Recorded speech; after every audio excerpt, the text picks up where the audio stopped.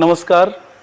पिछले वीडियो में हम आप लोगों को बताए थे मेजरिंग टूल्स के बारे में, मेजरमेंट और मेजरिंग टूल्स के बारे में बताए थे। अब मेजरिंग टूल्स में डायरेक्ट मेजरमेंट मेजरिंग टूल्स के बारे में बताए थे, जिसमें steel scale, vernier caliper, vernier height gauge, degree protractor, vernier bevel protractor और माइक्रोमीटर के बारे में हम बता चुके हैं। अब हम आप लोगों को बताएंगे इनडायरेक्ट मेजरिंग टूल्स के बारे में। इनडायरेक्ट मेजरिंग टूल्स में try square, divider, trammel, caliper, odd leg caliper, combination set और गेजेस के बारे में बताएंगे। अब इसको हम बता दिए हैं, इसको हम हटा देते हैं आपके सामने से। अब यहाँ पे आते हैं ट्राई स्क्वायर, 90 अंश का कोण नापते हैं। ये आपका दिख रहा है, ये ट्राई स्क्वायर है। ट्राई स्क्वायर में ये जो हम पकड़े हुए हैं इसे स्टॉक बोलते हैं, और ये हिस्सा जो होता है, ये पतला वाला हिस्सा, ये ब्लेड होता है।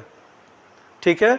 ट्राई स्क्वायर 3 प्रकार के होते हैं, एल स्क्वायर, ट्राई स्क्वायर और इंजीनियर्स स्क्वायर होता है। एल स्क्वायर जो होता है उसका ये स्टॉक, ये ब्लेड और स्टॉक, ये दोनों एकदम पतला होता है।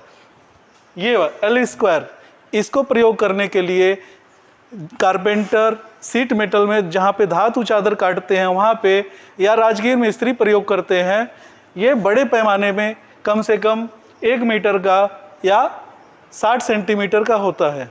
इसके बाद आता है ट्राई स्क्वायर। ट्राई स्क्वायर आपके सामने ये दिख रहा है, ये बड़े साइज में ये भी होता है, लेकिन इसका जो ये राइट एंगल है ये एक्यूरेट नहीं होता, थोड़ा सा इधर उधर कम या अधिक हो सकता है। इसमें भी स्टॉक होता है और ये ब्लेड होता है। इसके ब्लेड पे इस समय ये निशान ख़त्म हो गए हैं, लेकिन इसके ब्लेड पे इंच और मिलीमीटर सेंटीमीटर के निशान बने होते हैं। इसके बाद आता है इंजीनियर्स स्क्वायर। इंजीनियर्स स्क्वायर या इंजीनियर्स ट्राई स्क्वायर, इसके अंतर्गत ये आपके सामने दिख रहा है, ये अलग अलग साइज में भी आता है। सबसे जो छोटी साइज है आपके सामने 4 इंच की दिख रही है। कोई भी अंश कोण नापना होता है तो सावधानी क्या करते हैं, ये स्टॉक हम इस तरह से पकड़ते हैं और ऑब्जेक्ट इस तरह से लेके यहाँ पे ये लगाते हैं, लगा के धीरे से इसको सटा के नीचे लाते हैं और देखते हैं कि इसके बीच में गैप है कि नहीं है। ऊपर से देखेंगे तो गलत रीडिंग आएगी, या नीचे से देखेंगे तो गलत रीडिंग आएगी। इसलिए हमेशा जब भी देखते हैं तो आंख के सामने से देखते हैं। चेक करने के लिए ये ट्राई स्क्वायर सही है कि नहीं है, 2 मेथड होता है। एक होता है कि आपके पास एक मास्टरपीस ट्राई स्क्वायर होना चाहिए, और उसको एक आपका जो पर्सनल ट्राई स्क्वायर है उसके साथ यूज करके इस तरह से लगा के देखेंगे कि ये एंगल सही है कि नहीं। तो इसको सरफेस प्लेट पे रखते हैं। ये मान लीजिए सरफेस प्लेट हो गया, और इस तरह से इसका स्टॉक पकड़ेंगे और इसका स्टॉक पकड़ के ये दोनों जब लगाएंगे तो ये पता चलेगा कि ट्राई स्क्वायर सही है कि नहीं। अब यहाँ पे ये देखिए, अगर ये गैप आ रहा है, ये गैप आ रहा है तो मेरा ट्राई स्क्वायर गलत है, खराब है, उसका एंगल सही नहीं है। अगर गैप नहीं आता तो समझिए कि सही रहता। ठीक है। इसके बाद मान लीजिए आपके पास मास्टरपीस ट्राई स्क्वायर नहीं है, तो उस कंडीशन में आप क्या करेंगे, ये आपका सरफेस प्लेट हो गया। सरफेस प्लेट के बाद ट्राई स्क्वायर रख के एक लाइन यहाँ पे आप इस तरह से खींच लेंगे। एक बार इधर करेंगे पहला, दूसरे तरफ से इसको घुमा के इधर कर लेंगे तो ये पता चलेगा कि खराब है। अगर मान लीजिए एक ही लाइन पे दोनों आता है तो उस कंडीशन में आपका ट्राई स्क्वायर सही होगा। अगर ये एक ही लाइन पे आता है तो हम मान के चलिए कि आपका ट्राई स्क्वायर सही है, अन्यथा आपका ट्राई स्क्वायर खराब है। ये आपका ट्राई स्क्वायर हो गया। इसके बाद आता है डिवाइडर। ये फर्म ज्वाइंट डिवाइडर है और ये स्प्रिंग टाइप डिवाइडर है। इसमें अंतर क्या होता है, ये मान लीजिए ये इसका लेग हो गया, ये दोनों लेग हो गया, और दोनों लेग को अगर यहाँ पे रिवेट की सहायता से न टाइट न ढीला, इस तरह से हिंज की तरह से एक जोड़ बना देते हैं, इस तरह से इसे फर्म ज्वाइंट बोलते हैं। फर्म ज्वाइंट हो गया। और दूसरा होता है spring type divider. Spring type में आपका ये लेग हो गया दोनों तरफ का, और एक ये हिस्सा ये स्प्रिंग हो गया, एक बीच में रोलर होता है, इसके द्वारा इसको सपोर्ट देते हैं। और एक ये होता है ये एडजस्टिंग बोल्ट, इसके द्वारा आप इसको डायमेंशन को कम या अधिक कर सकते हैं। इसकी साइज जो होती है, इस डिवाइडर की साइज होती है, इसके लेग की जो लंबाई है वही इसका साइज है। ट्रेमेल का यूज करते हैं, एक गोल रॉड ले लेंगे, इसे बीम बोलते हैं, और इसमें जितनी जरूरत, जितना बड़ा आपको डायमेंशन लेना है उतना बड़ा ये रॉड होगा। और एक पिन इधर की तरफ, दूसरा एक पिन इधर लगा देंगे। इसी तरीके से जितनी लंबी आपको डायमेंशन लेनी है या चाप लगाना है, वृत्त बनाना है, तो आप इससे बना सकते हैं। इसके बाद आता है आपका कैलिपर। ये हाई कार्बन स्टील का होता है, और हाई कार्बन स्टील के होने के बाद इसका जो ये पॉइंट है, देखिए ये टेपर कर दिया जाता है, जिसकी सहायता से आप नाप सकते हैं आसानी से। कैलिपर में दो प्रकार के होते हैं, एक होता है आउटसाइड कैलिपर और एक होता है इनसाइड कैलिपर। आउटसाइड कैलिपर में दो होता है, एक होता है फर्म ज्वाइंट आउटसाइड कैलिपर, दूसरा होता है स्प्रिंग टाइप आउटसाइड कैलिपर।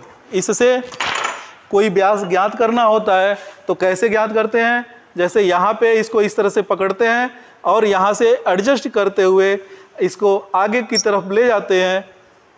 अगर ये चला गया आसानी से इस तरह से, जब ये चला जाता है, इसके बाद इसमें डिस्टेंस नहीं जान सकते कि कितना है कितना नहीं है, तो फिर स्केल लेंगे और स्केल लेंगे और स्केल पे हम चेक करेंगे कि किस तरह से दिखा रहा है।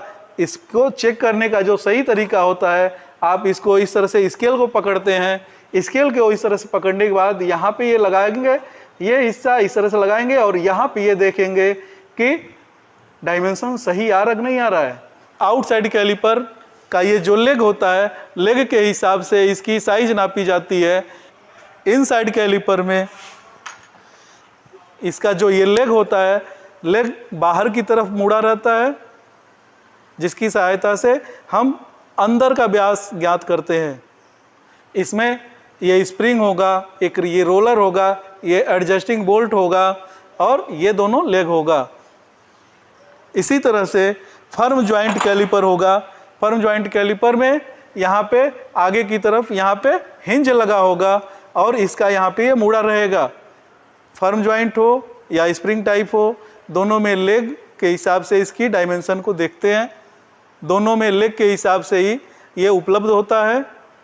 इसको डायमेंशन लेने के लिए यहाँ पे कोई इस तरह से यहाँ पे अंदर लगाएंगे और एडजस्ट करेंगे और इसके बाद स्केल पे चेक करेंगे। इनसाइड कैलिपर के बाद हम दूसरे टूल्स को देखते हैं, जो है ऑड लेग कैलिपर। इसके नाम के अनुसार आप जान सकते हैं ऑड लेग। ऑड मीन्स विषम, लेग मीन्स पैर। इसके जो ये पैर हैं, जो लेग हैं, ये एक साइज में एक तरह से नहीं है, इसलिए इसका नाम ऑड लेग पड़ा।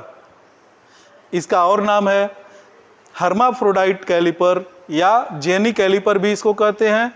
इसके द्वारा हम कहीं पैरेलल लाइन खींच सकते हैं। इसके द्वारा हम पैरेलल लाइन खींच सकते हैं। कैसे? इसका जो मुड़ा हुआ लेग है, इसको यहाँ पे लगाएंगे और जहाँ पे पैरेलल लाइन खींचना होता है वहाँ पे हम इस तरह से नाप लेते हैं, डिस्टेंस इसमें ले लेंगे और इस तरह से पैरेलल लाइन मार्किंग टेबल पे रख के खींच लेंगे। दूसरा इसका काम किसी भी गोल जाब पे सेंटर ज्ञात करना। किस तरह से? इसको लेंगे, आधे से अधिक दूरी लेके एक चाप यहाँ लगाएंगे, आधे से अधिक दूरी लेके एक चाप यहाँ लगाएंगे और आधे से अधिक दूरी लेके एक चाप यहाँ लगाएंगे। इस तरह से जो इस पॉइंट पे काटेगा वो इसका सेंटर होगा। ऑड लेग कैलिपर्स के बाद कॉम्बिनेशन सेट आपका ये दिख रहा है। इसे कॉम्बिनेशन सेट बोलते हैं इस पूरे सेट को। इसमें ये हिस्सा जो ये दिख रहा है ये सेंटर हेड है, ये प्रोटेक्टर हेड और ये स्क्वायर हेड बोलते हैं इसको। ये तीनों हेड जो है एक स्टील के स्केल पे लगा रहता है, जिस स्केल में यहाँ पे देखिए एक खांचे बने हुए हैं, इन खांचों पे आगे पीछे स्लाइड करता है। स्क्वायर हेड की सहायता से हम इधर से राइट एंगल या 90 डिग्री का नाप सकते हैं। जैसे यहाँ पे नापना हो तो यहाँ पे 90 अंश का कोण नापा जा सकता है, और इधर से इसके बीच में हम 45 अंश का कोण नाप सकते हैं, और प्रोटेक्टर हेड से 180 डिग्री का कोण नापा जा सकता है। सेंटर हेड की सहायता से हम किसी गोल जाब का सेंटर ज्ञात कर सकते हैं। किस तरह से? यह है, मान लीजिए हम इसको ऊपर नीचे सरका के और यहाँ पे लगा के देखेंगे तो ये स्केल का कॉर्नर आके जहाँ पे बीच में रुकेगा वो आपका सेंटर पॉइंट ज्ञात करेंगे। किसी एक का यूज करना होगा तो इन दोनों को निकाल दिया जाएगा यहाँ से। अब इसके बाद आता है गेज। गेज में हम देखेंगे अगर कोई होल होता है, होल के अंदर चेक करने के लिए वो व्यास हो या टेपर व्यास हो, जो भी अंदर का डायमीटर होता है उसके लिए प्लग गेज होता है और टेपर गेज होता है। इस तरह से और कई प्रकार के गेज हैं, लेकिन यहाँ पे भी ये है। इस तरह से शाफ्ट होता है, जैसे कोई गोल शाफ्ट हो, इसका व्यास चेक करना हो जल्दी में तो उसके लिए स्नैप गेज और रिंग गेज होता है।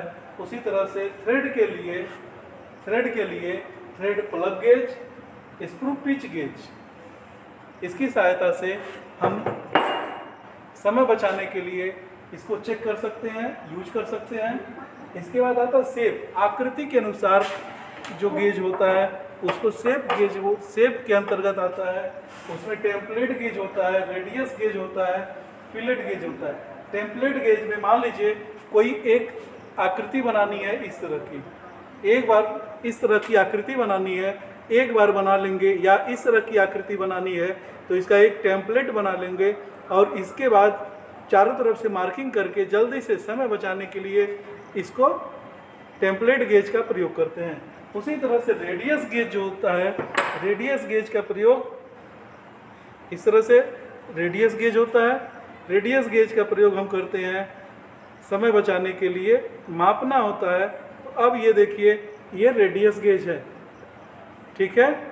रेडियस गेज इस तरह से दिख रहा है, अलग अलग सीट अलग अलग नंबर के हिसाब से है, जहाँ पे जैसी ज़रूरत होती है वहाँ पे हम उस तरह से प्रयोग करते हैं। रेडियस गेज के बाद आता है फिलेट गेज। फिलेट गेज आएगा, कोई जाब की मोटाई हो या गैप हो तो उसके चेक करने के लिए स्लिप गेज होता है, या फिलर गेज होता है, प्लेट गेज होता है, या वायर गेज होता है। ये वायर गेज है।